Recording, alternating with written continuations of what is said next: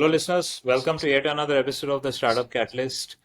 Today, our guest is Prachi Jain. She is a distinguished lawyer and consultant. And a chartered accountant as well. I'll let Prachi complete her introduction. Welcome, Prachi. Hi, Hital. Thank you for inviting me here. So, I'm a chartered accountant, as you mentioned. I qualified back in 2012, and then I worked with Luthra Luthra Law Firm, and then I switched to PwC. So, in both of the organization, my main focus area was in corporate and international taxation. So, it was somewhere in 2017 that I started working with startup when I started my own ventures.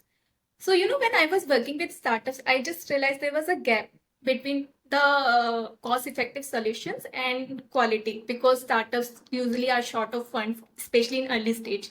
So, we started providing them tailor made solutions according to their needs.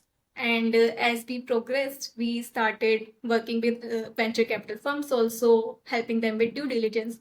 So, this way, we were able to, get overall insight into how startup works, how what is the approach of startups and what is the approach of investors. So that's how we continued our journey with startups, and we are helping them in the process. We are also learning. And recently, in fact, I'm writing a book on startups to give them practical insights. Wow, that's very wonderful to know that you're actually gained so much experience that you're actually writing a book. So that's really commendable. With as far as your engagement with startup is concerned, really nice to know that you are making a contribution to the startup community in the space of finance. And I was at a conference last week, and I realized, and I think a lot of entrepreneurs agreed that entrepreneurs typically come from a tech background. In some cases, they come from a management background, but very rarely do they have inherent knowledge of finance. And when they start up, it's all about knowing how to, add, multiply, subtract, and delete, and maybe a bit of Excel skills is all that they know. But when it comes to complex terminology, it becomes a lot more difficult for them. And either they hire a full-time CFO on board, or maybe they need to work with firms like yours, where experienced CAs and financial analysts can come in and actually help as well. Uh, from a CA lens perspective or from a finance lens perspective, what is your view on the startup ecosystem as we see it today? Okay. I think so. Startup ecosystem is quite evolving right now. If you see that initially the idea was innovation, that's how startup system has evolved over the period. That there is something new that they are bringing on table. For example, Uber, it started as a cab aggregator, so that was something different that has changed how we see now transportation also. So that is one aspect, but another aspect was that I think in past few years there was lots of focus on valuation. So initial idea was innovation, but gradually what was happening that focus was on increasing valuation and rather than creating a sustainable business. So there was a sentiment of FOMO, in fact, among investors, and that's how these investors were also. So I won't blame investors as such, but I will say it was a sentiment in the market that uh, because of which some unsustainable business were also funded. So what I see now in startup ecosystem is that the now it is shifting toward sustainability. So innovation, of course, it remains the core because you need to get something new on the board, so on the table, so that you can evolve. But at the same time, the focus is on sustainability. So now focus is that you are in the long run you are focusing on profitability, positive cash flows, etc.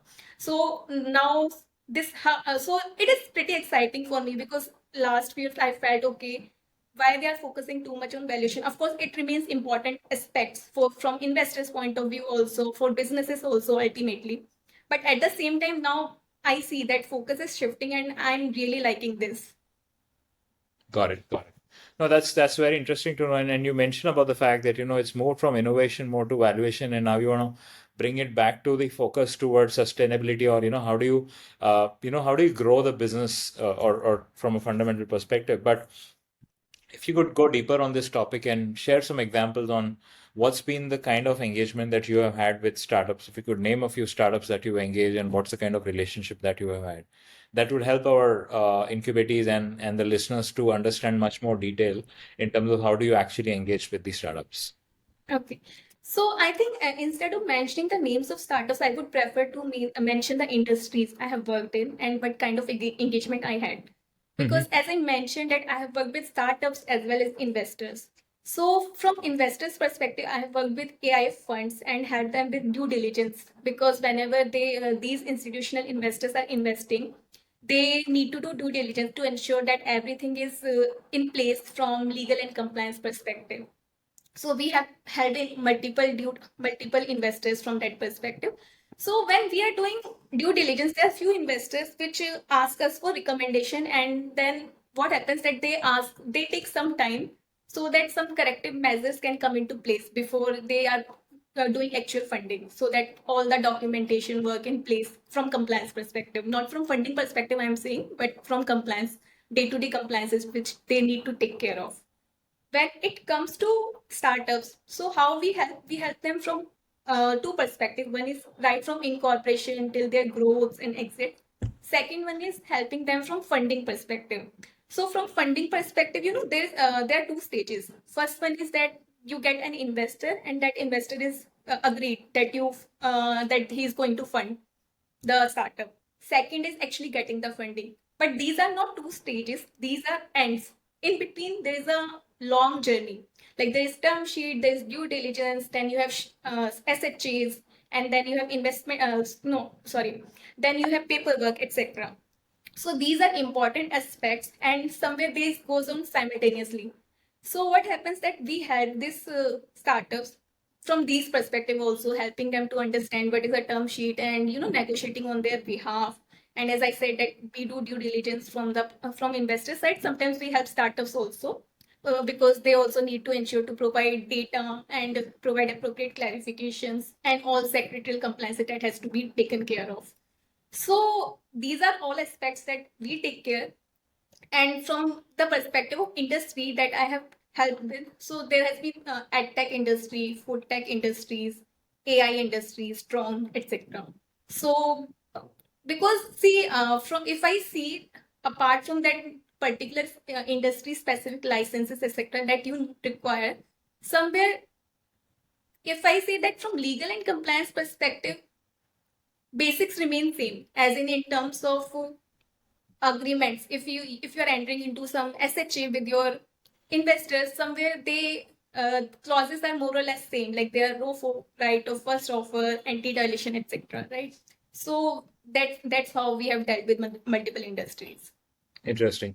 You mentioned about term sheets and SHAs, and these complex legal documents is what startup founders struggle to make meaning out of a lot of these terms. So, which are the typical terms that you've seen? There's a lot of negotiation and a lot of back and forth, which goes as far as investors and entrepreneurs is concerned. Okay. Yeah.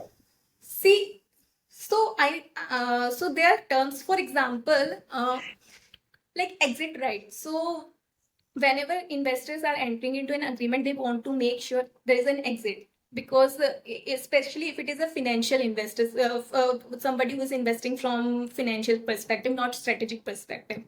So there's a clause called drag along right. So drag along is basically when if startup is not able to provide exit to an investors within a time frame, specified time frame, say 5 years, they have right that they can sell their shares. But there's a possibility the person to whom they are selling their shares or entity to whom they are selling their shares, they agree that you need to, we will buy, like, for example, like 50% of business or maybe 100% of the business, only then we will, buy shares from you. Right. In that case, how will you make, how will you do that? Because investors generally have limited shareholding in a Yeah. company. Yeah. So in that case, they would like to have right of, dragging other shareholders also, that you also sell shares with us. So in that case, what I see is that if there are multiple investors, everybody wants to have drag along rights, or they don't want to be, bounded by this drag along right. So this is one aspect that I have seen. Second one is anti-dilution. So I will say that I haven't seen back and forth in this area, but this is something very important clause, and that is something that has to be considered. What happens in Mhm. anti-dilution? For example, in future you have a down round, meaning that valuation is happening at a lower price as compared to what was done at Yeah. current round.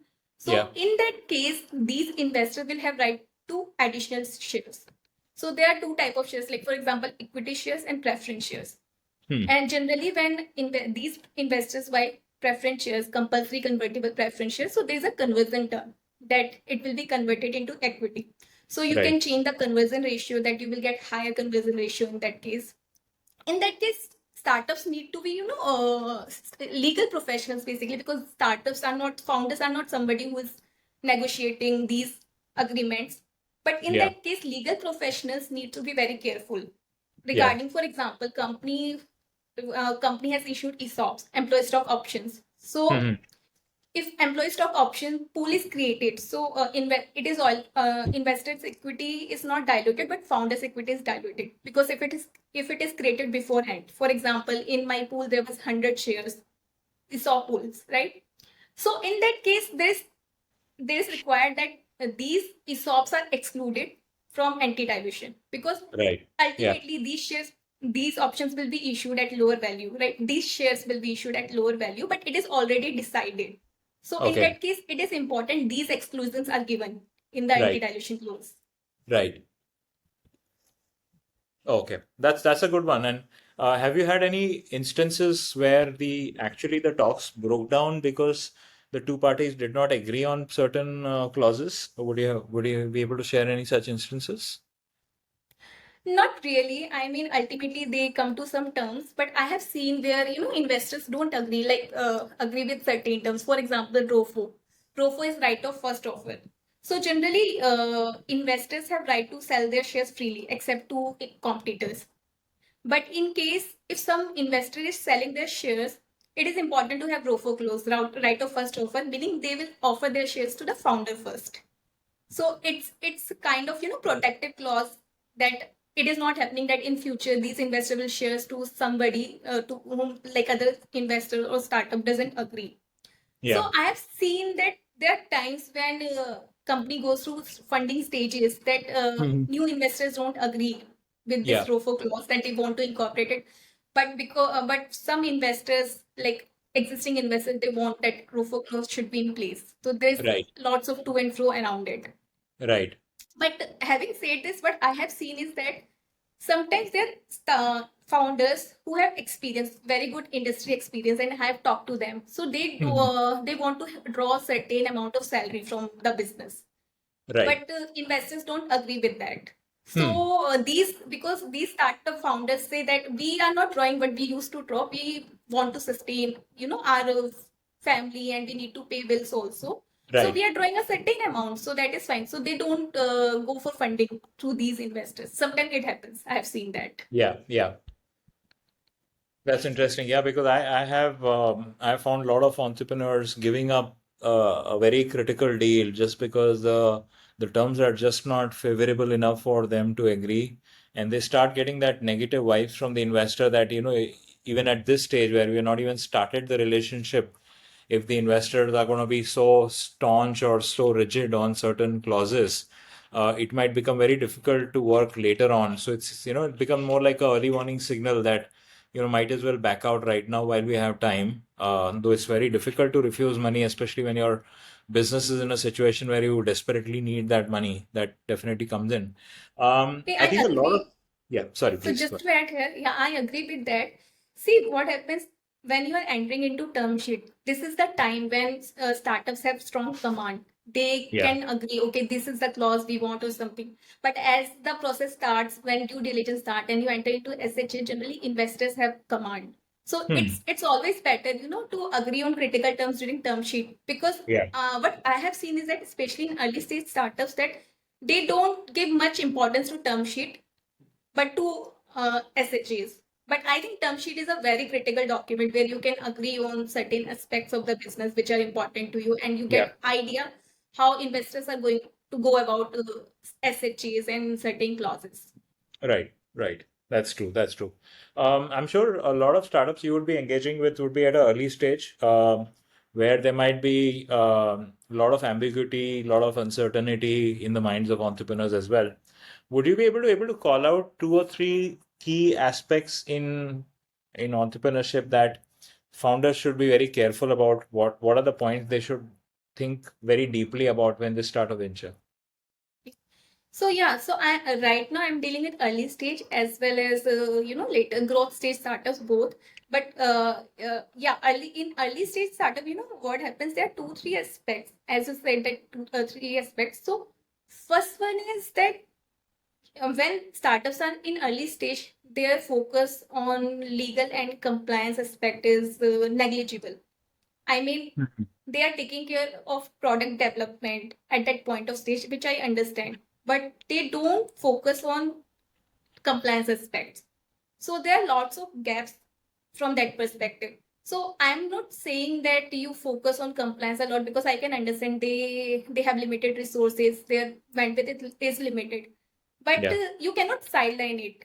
So when I do due diligence for these early stage startups, I see lots of gap, and the challenge is that first of all it delays funding process, and second challenge what they face is that corrective cost is really high, because when you are taking when you are doing compliance, cost is less, but when it has to be corrected, there are extra effort, there are penalties, etc. So from Mhm. that perspective, I think it is important for them to focus on each area of business, maybe not equal attention, but to some extent they need to pay attention to all these aspects. Right. Second Right. thing, what I feel is that in early stage, in fact, it is not the problem with early stage startups, but it is a challenge with many startups that they focus on performance marketing. So, like if you are spending on advertisement, then your revenue is high. But if you are not spending on advertisement, then your revenue is declines. So they're not focusing on creating a brand for their business, that they are known through that brand. Just to take example of Xerox, if I say get the Xerox done, it's implied that I'm asking for the printouts, right? Or a printer. I'm talking about printer. We are using Xerox as as an analogy for printers. So that's how a brand is built. So I think initially it's fine for you to spend on advertisement and get revenue, but ultimate objective should be creating a brand out of it. It should not be that okay, you are running ads, then you are getting business, and if you're not running ads, then your revenue is declining. So this should not be the case. Right. No, those are valid points, and I agree with you. I think compliance and corporate governance is taken very lightly by early stage startups because they feel that they would rather not spend time on compliance matters, and more than time, they would rather not spend money on those matters because they feel that their money is better spent on team, on sales, and so on and so forth. But I think that needs to change now because compliance, as far as in financial regularity, I think the earlier they are addressed, the better it is because later on it can be a big challenge as well. What are some of the areas where you think entrepreneurs are doing very well as far as Indian startup ecosystem is concerned? What would you want to call out as the bright spots in the Indian startup industry? Okay. So I think innovation is one aspect where they are working fine. As I said, that startup ecosystem evolves from through innovation only. Right. So first aspect is that they are understanding this thing that innovation is not something that is a one-time activity, and because whatever you are creating yesterday, today it is a Monday and daily thing, right? Hmm. Hmm. So this is the area where they are working really fine. That continuously they are evolving, coming up with new ideas, new services, new set of lines. So that is pretty exciting. Like in our daily life, we are seeing something new. Just to take example of Ola, it started as a cab aggregator. Now they are venturing into electric cars, etc. Same way, Uber started with cab aggregator. Now they are providing motor hiring services also. So they are adding new verticals and evolving how to improve those things. So I think that is pretty exciting to see. Hmm. No, So I agree with it's you. not like that you are into just one area and you evolved and you are restricting yourself to that. It's that you are continuously, bringing up something new and doing brainstorming. Yeah, yeah. No, I think valid points. I think the keyword here is pivot, right? So, ability to pivot, ability to change directions whenever needed to be able to sustain the growth is very critical because, the market or the ecosystem does not remain the same as you started off. So, having that agility, having that ability to switch directions or to change your business model is very critical when it comes to a founder startup perspective. Um, in terms of networking, how can a startup ensure that they are enough networking enough to be able to understand the ecosystem well enough, right? How do you think networking can help a startup founder? Okay.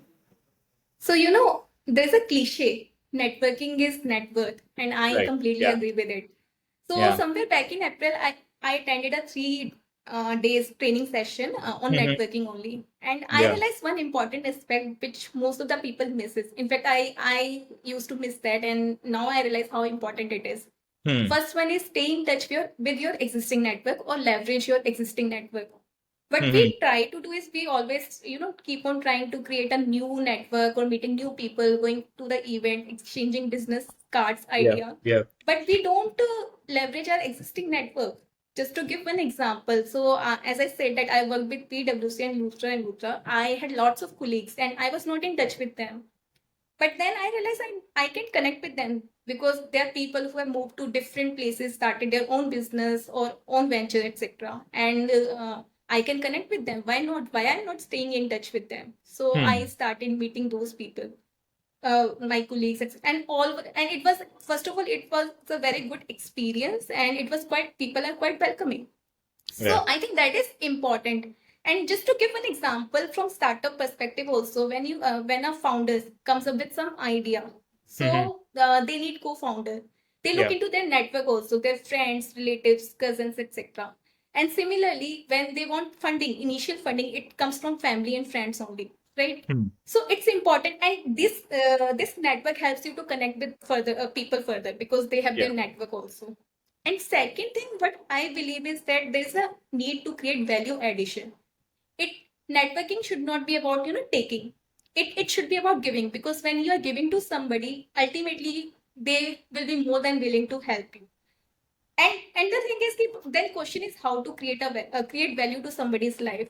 So Hmm. when I was taking this training session, there was one exercise where we were given 10-minute time and we were asked, to connect with somebody and Hmm. add value to that person's life. And my immediate reaction was 10 minutes is too less to create value to somebody.